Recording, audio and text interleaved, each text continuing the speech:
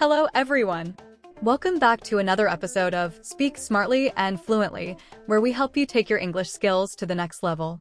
I'm your host, Sarah, and today we have something exciting planned for you. If you've ever felt that your English could be more fluent or natural, this episode is for you. Absolutely, Sarah. Fluency in English isn't just about grammar or knowing a lot of words. It's also about which words you use. There are certain words that pop up all the time in everyday conversations, and mastering these can really boost your confidence and help you speak more naturally. That's right. In today's episode, we're introducing 5 essential words that you absolutely need to know if you want to speak English fluently. These are words that you'll hear in casual conversations on TV shows or even in the workplace.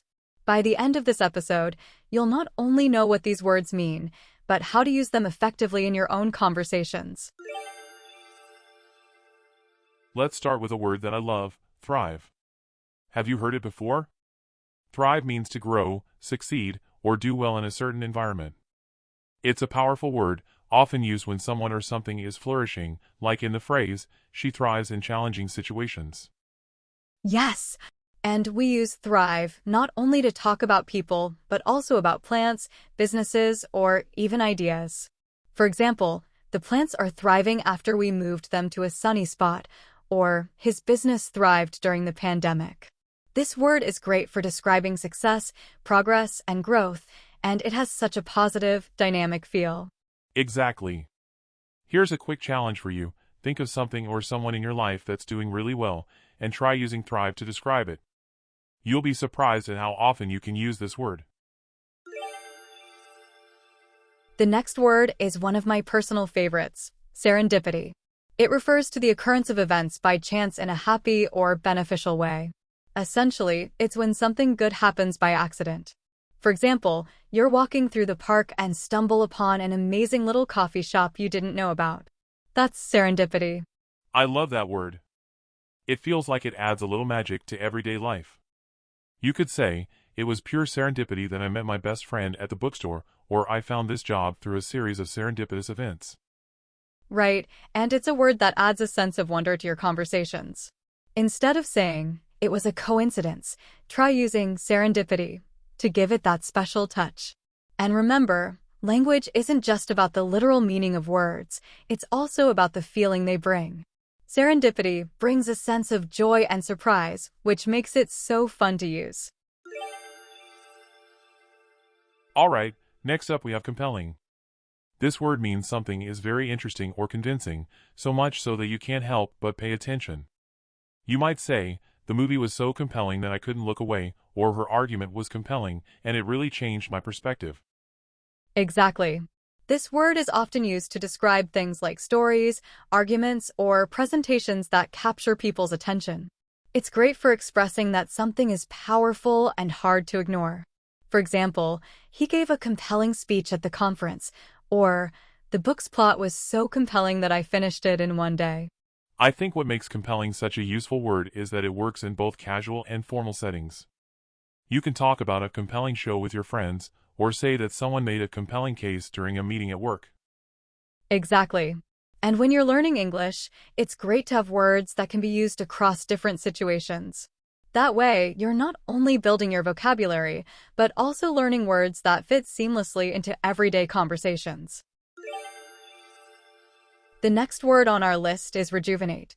This one means to make something feel fresh, new, or young again. It's a word that's full of energy and can be used in both physical and emotional contexts. For example, you could say, "A weekend at the beach really rejuvenated me," or "We're trying to rejuvenate the garden with new flowers." That's a great one, Sarah. You can also use it to talk about something like a business or a brand. For example, the company is trying to rejuvenate its image with new products. It's about bringing life or energy back into something that's grown tired or worn out. Yes, and it's especially useful when you're talking about self-care or taking a break. Instead of saying rest or refresh, using rejuvenate gives your language a bit more depth.